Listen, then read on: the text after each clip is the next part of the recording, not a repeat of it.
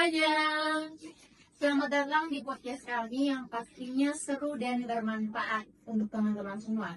Kenalin, nama saya Lugiardi Syuniarsari Putri dan partner podcast saya kali ini Situasi kami kali ini kami bukan membahas tentang gosip ataupun drakor yang lagi hits, tapi kami membahas topik yang lebih greget, yaitu tentang sampah. betul sekali. Dan masalah sampah ini kami akan bagi di sebuah kampung, yaitu Kampung Nelayan oleh Sampah Kota Kupang. Nah, di sana ternyata berbagai kebijakan pengelolaan sampah telah dilakukan dan ada tantangan besar terkait dengan urusan sampah ini, guys. Nah, biar gak bosan dengerin kami berdua saja, kami mau undang teman-teman kami yang lebih kece-kece juga nih guys.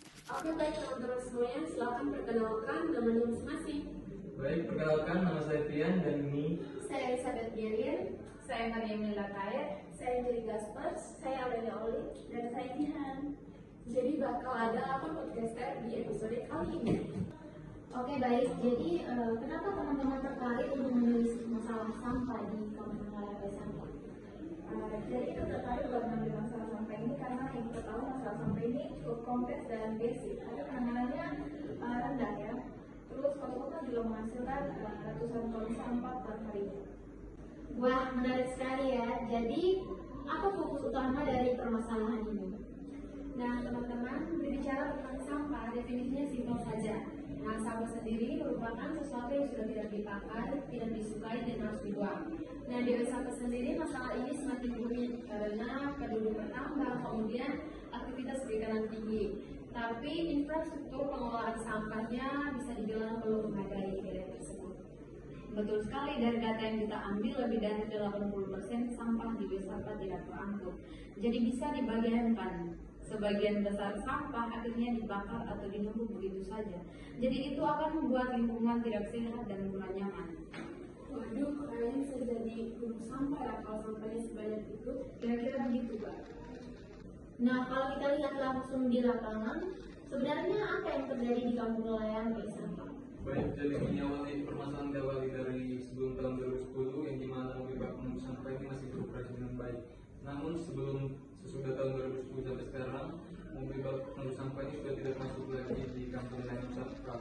Nah, dari sini warga itu coba membuat sistem iuran 1.000 per rumah untuk membayar mobil pengangkut sampah. Nah, dari sistem ini muncul pro kontra antara warga. Mereka bilang bahwa kita kan udah bayar pajak, masa kita harus bayar lagi, akhirnya gagal di sistem tersebut. Tapi ada juga sistem hal positif yang muncul dari peristiwa tersebut, di mana Pak Robin Robi ini selaku ketua RT setempat nggak kehabisan akal. Beliau sini mencoba membuat aturan di mana warga setempat itu wajib membersihkan lingkungan sekitar mereka masing-masing. Dan hasilnya lumayan baik. Permukaan jadi relatif bersih, walaupun pesisir masih penuh sampah. Berarti pemukiman rumah warga itu bersih ya, tapi pesisir pantainya masih sangat kotor. Oke, baik. Lalu bagaimana dengan peran dan partisipasi masyarakat dan juga pemerintah di Kampung Nelayan oleh Sampah Kota Kupang? Baik, kalau soal partisipasi masyarakat sendiri di wilayah ini itu sebenarnya cukup unik ya kondisinya, karena warga di pemukiman ini sudah cukup rajin dalam menjaga dan membersihkan lingkungan pemukiman mereka masing-masing. Namun di pesisir itu sangat-sangat kotor, banyak sampah rumah tangga yang ada di wilayah pesisir tersebut. Karena berdasarkan wawancara dengan warga setempat, bahwa sampah di pesisir itu sebenarnya berasal dari orang luar, bukan dari wilayah pemukiman di Kampung Nelayan. Jadi mungkin warga sendiri juga merasa sia-sia kalau harus membersihkan wilayah pesisir tersebut. Dan hal ini juga berkaitan dengan teori aksi kolektif yang kami pakai dalam penelitian, di mana orang lebih fokus ke urusan pribadi ketimbang dengan kepentingan bersama. Jadi kalau kita pakai teori partisipasi masyarakat itu levelnya berbeda-beda gitu. Dan di pemukiman partisipasi itu bisa dibilang tinggi, mungkin di level kemitraannya, dan begitu pun sebaliknya di pesisir partisipasinya rendah banget, bahkan cuma sekedar informasi saja. Jadi di wilayah tersebut kesadaran masyarakatnya kurang terperhatikan gitu. Wah, berarti ada ketimpangan ya antara di rumah warga yang bersih dan juga di pesisir pantai dan lautnya yang masih kotor atau masih terlantar gitu. Baik, lanjut. Coba kita jangan bahas cuma di bagian permasalahannya saja. Jadi kali ini kita akan bahas terkait dengan solusi. Kira-kira solusi apa yang bisa diberikan untuk mengatasi masalah ini? Oke, solusi yang bisa diberikan atau dijalankan oleh masyarakat setempat itu misalnya pembuatan bank sampah biar warganya dapat insentif ekonomi. Terus juga edukasi masyarakat betul lewat lokal atau kelompok pemuda. Terus gak cuma itu, pemerintah juga harus turun tangan, mulai dari penyediaan tong sampah pilah sampai mobil pengangkutan yang rutin turun ke jalan buat ngambil sampahnya. Terus gak lupa juga kolaborasi akademisi, LSM dan sektor swasta juga penting banget. Setuju, kalau semua pihak seperti warga, pemerintah, akademisi, dan juga swasta kompak untuk menyelesaikan masalah sampah ini, sebenarnya masalah sampah ini bisa diselesaikan secara bersama-sama. Wah, ternyata ngobrolin soal sampah ini seru juga ya teman-teman. Dari masalah teknis, sosial, sampai drama warga, semuanya ada. Intinya sampah ini bukan hanya soal buang dan angkut, tapi juga soal budaya, kebijakan, dan kerjasama. Jadi buat para pendengar, kita mulai dari hal kecil, misalnya jangan membuang sampah sembarangan. Kalau bukan kita yang mulai, siapa lagi? Dan kalau bukan sekarang, kapan lagi? Kesimpulan dari penelitian ini yaitu penelitian ini menemukan bahwa meskipun telah ada upaya dari masyarakat untuk mengumpulkan sampah dengan baik, namun keterbatasan mobil sampah yang kurang agar peroperasian dalam mengangkut sampah bisa lebih efektif, kebijakan dan program pengelolaan sampah di tingkat kota, implementasinya di wilayah kampung nelayan Osaka belum efektif sepenuhnya. Sehingga masih ada pengelolaan sampah didominasi oleh metode informal seperti pembuangan langsung ke laut, dikubur ke tanah, dan pembakaran. Kondisi ini diperburuk oleh keterbatasan infrastruktur pendukung, rendahnya kesadaran kolektif masyarakat, dan kurangnya partisipatif aktif dalam program pengelolaan sampah yang berkelanjutan. Mengingat juga bahwa lingkungan pemukiman sudah cukup bersih, namun wilayah pesisir kotor, artinya kesadaran masyarakat masih kurang akan menjaga kebersihan wilayah pesisir dan lebih mementingkan kebersihan wilayahnya masing-masing. Hal ini juga dipengaruhi oleh masyarakat yang sibuk akan pekerjaan sehingga kurang memperhatikan kondisi di sekitar wilayah pesisir.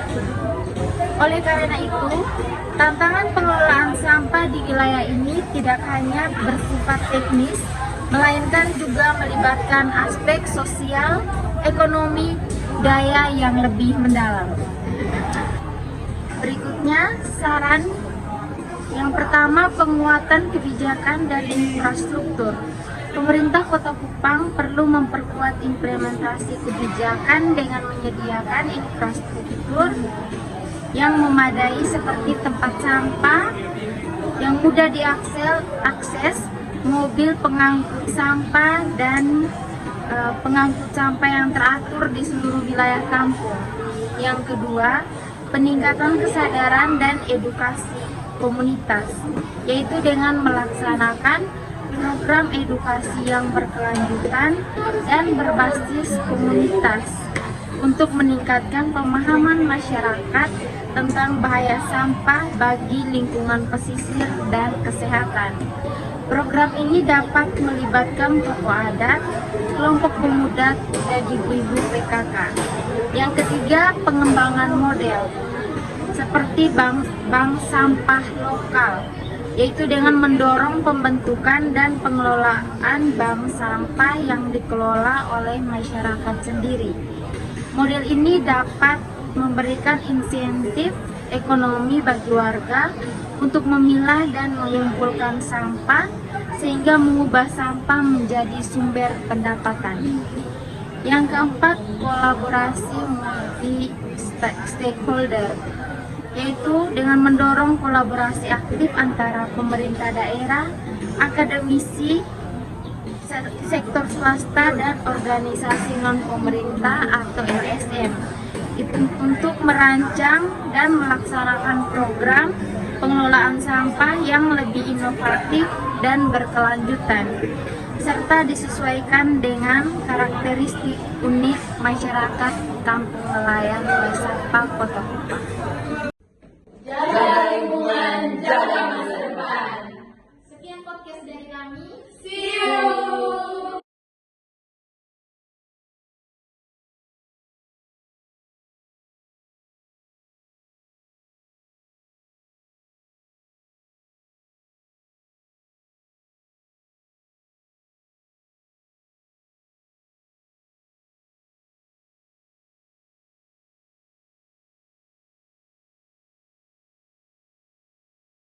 Sebelum tahun 2010 yang dimana mobil bak pungut sampah ini masih beroperasi dengan baik, namun setelah tahun 2010 sampai sekarang mobil bak pungut sampah sudah tidak masuk lagi di Kampung Nelayan Sampah Kota Kupang. Nah, dari sini warga mencoba membuat program untuk mengumpulkan iuran 1.000 per rumah. Nah, awalnya program ini berjalan dengan baik, namun lama-kelamaan muncul pro kontra di antara warga setempat sehingga program tidak berjalan baik. Ada yang ada yang bilang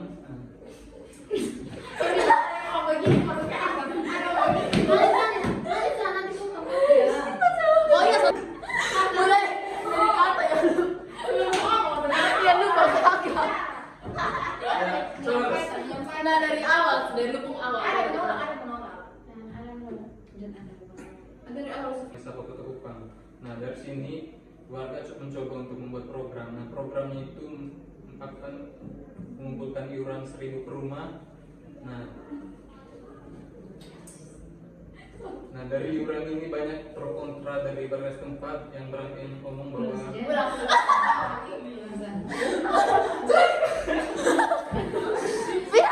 Masih sedikit, kalau terlalu.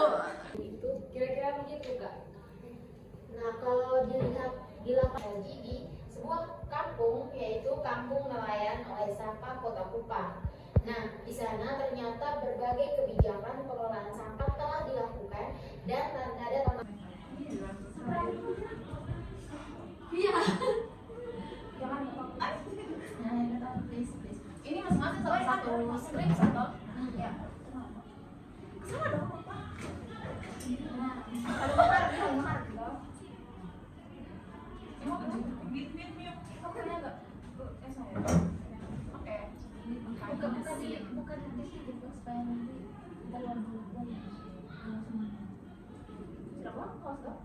Satu, dua, tiga, pegang. Halo semuanya, selamat datang di podcast kami yang pastinya seru dan bermanfaat untuk teman-teman semua.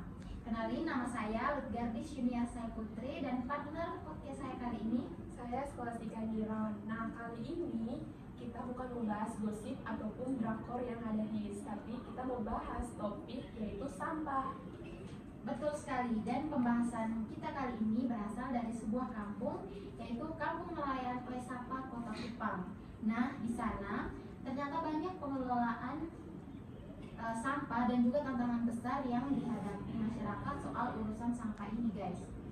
Nah, biar sudah bosan ya atau semua saya ngomong, kita mau kenalin teman-teman lainnya yang kece-kece.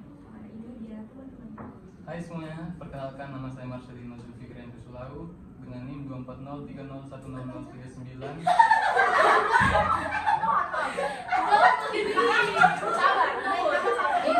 Mana yang betul alat rekam tadi? Contohnya kayak ini. Begini. Sabar, tungguin kan. Kenapa ini? Mulai.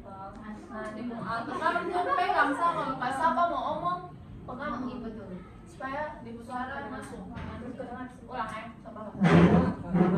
Nama dan Iya. Kan lu masuk omong nah.